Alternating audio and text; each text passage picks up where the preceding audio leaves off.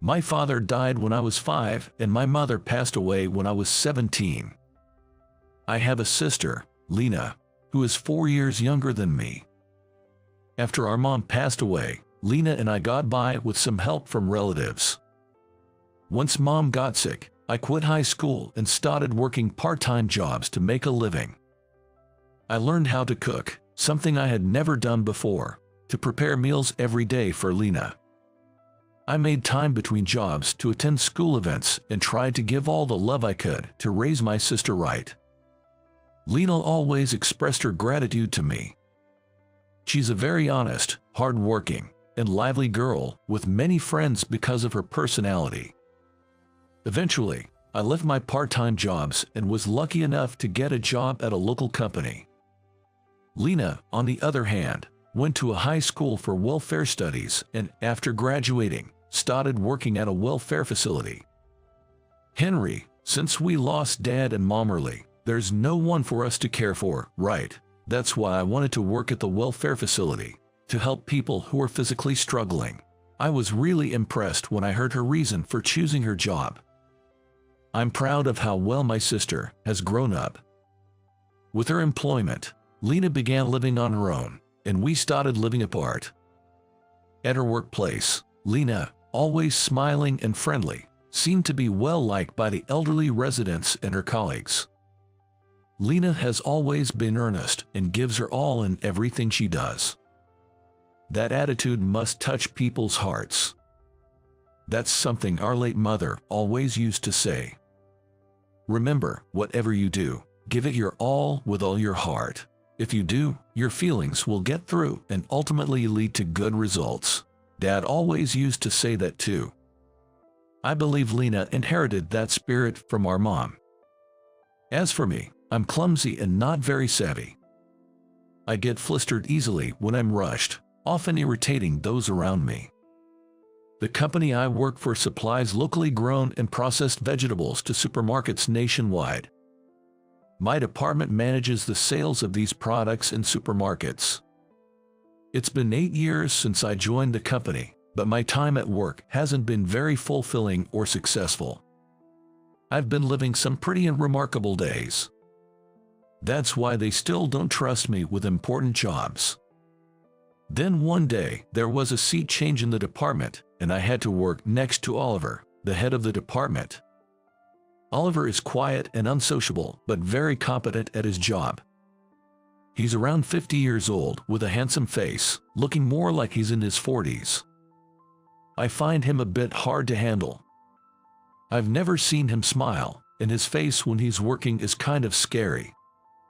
Once, when I asked him something I didn't understand, he snapped, "Are you asking me something even a newbie would know?" Since I started working near Oliver, I was always nervous and felt overwhelmed every day. Oliver gets annoyed if you ask him something he's already explained once. I already taught you this before, didn't I? Don't ask twice, it's a waste of time. Saying this, he wouldn't teach me again. I can tell my slow learning frustrates him. And then, Oliver began to delegate his work to me. The job was simple enough for anyone to do, but there was just so much of it. I had to check the sales of products delivered to each store and identify the popular items, but with so many types, I couldn't finish without working overtime. Although the tasks were simple, they were time-consuming and tough.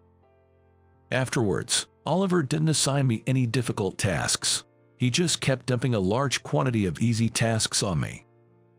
Don't forget to check the products again today. Once you've done that, make sure to compile the data into a report. I have to check them again. What? You got a problem with that? No, not at all. I got it. Overtime again. Even when my overtime was inevitable due to the workload, Oliver would leave without saying a word. I wish he'd help out a bit. I guess he just doesn't like me. And probably thinks I'm not capable. That's the feeling I had. Amidst these days, I got some happy news from Lena. She was getting married to her boyfriend. He was the son of a doctor she met through her work. I had met him several times after Lena introduced us. He was a calm and well-mannered guy. I thought he would surely make Lena happy. And being a doctor's son, he probably wouldn't struggle financially. Kind of like marrying into a wealthy family.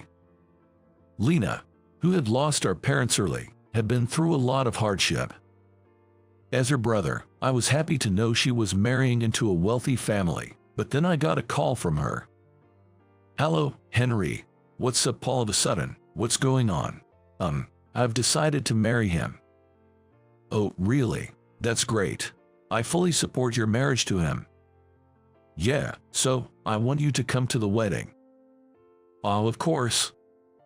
So I was going to attend Lena's wedding. I reported it to HR and also to Oliver, but he just said I see and nothing more. Man, at least a congratulations would have been nice, I thought.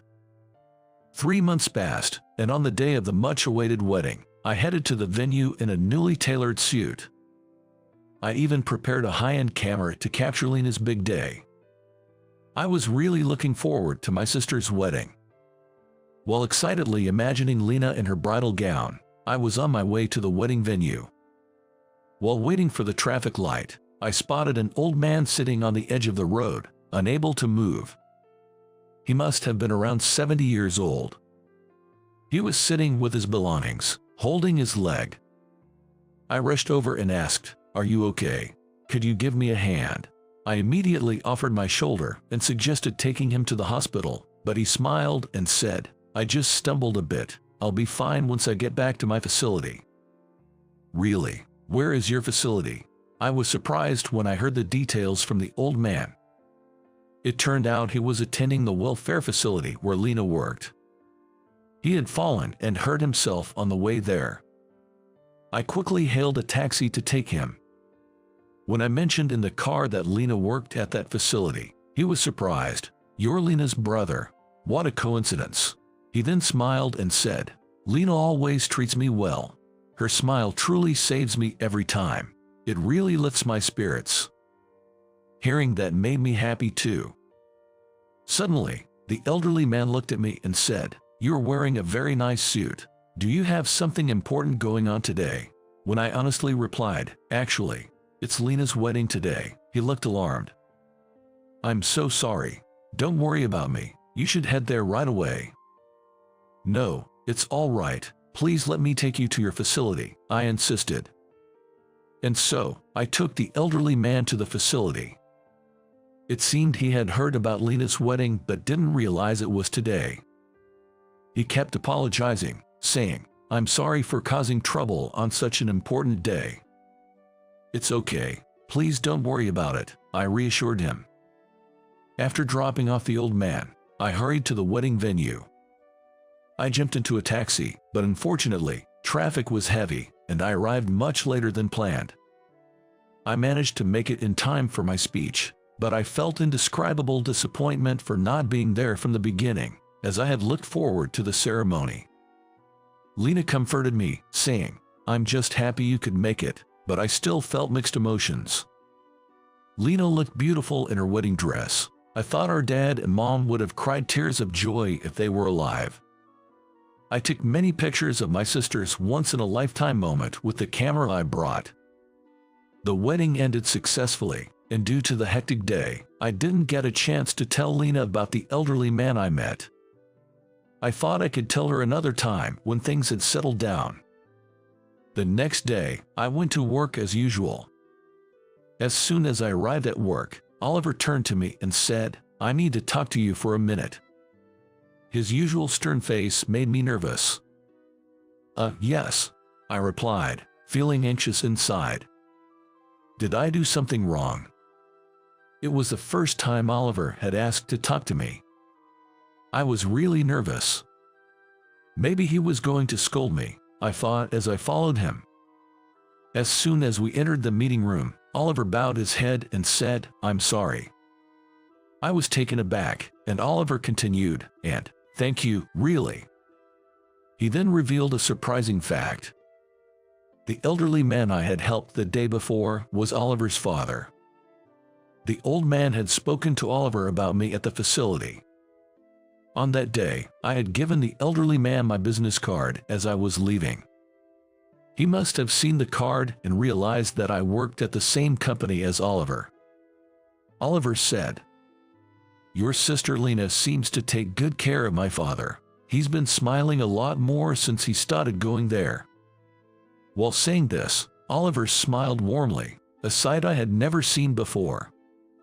I was a bit shocked to see this side of him. Oliver continued to talk happily about his father. He must really love his father. He even shared memories of his father from his childhood. Then suddenly, Oliver said, "I have high expectations for you." "What?" I exclaimed in surprise. I stared at Oliver, making a silly face. "You'll do well once you've got the basics of the job down. That's why I gave you a job for a while, so that you could learn a simple job perfectly first." Oliver continued, "I wouldn't bother giving work or getting angry at someone I see no potential in. The task of checking the best-selling products delivered to stores is the foundation of the job," he said, patting my shoulder. Indeed, Oliver was right. His tone was as blunt as ever, but his face carried a kind smile. "Thank you. I'll work hard to meet your expectations, so please keep pushing me," I replied with a smile. To that, Oliver said, "Well, I guess I'll have to be even tougher on you now," jokingly with a smile. I think it was the first time I ever saw Oliver smile. I told Lena about this whole series of events. Apparently, Lena had met Oliver a few times. But she hadn't talked about work, so she didn't know I worked at the same place and that he was my boss. Lena told me about Oliver. Oliver really loves his dad. He often comes to the facility with him on Sundays and watches over his rehab. He's not the type to smile and chat, but he's like a gentle son in front of his dad, which is kind of adorable," she said.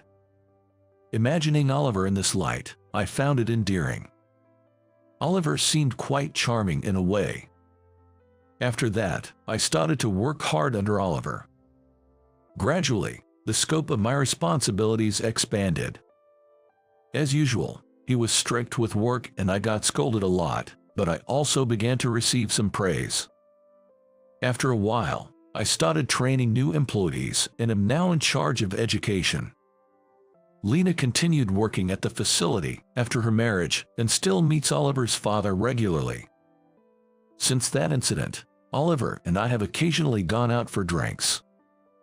I still get nervous talking to him, but I'm glad we've been able to close the gap a bit. I've also recently gotten a girlfriend who is 2 years younger than me. She's an employee at one of our business partners, and we grew closer while working together. Oddly enough, Oliver knew about my girlfriend and sometimes offers to give love advice when we're drinking, saying, "If you ever need relationship advice, I'm here for you."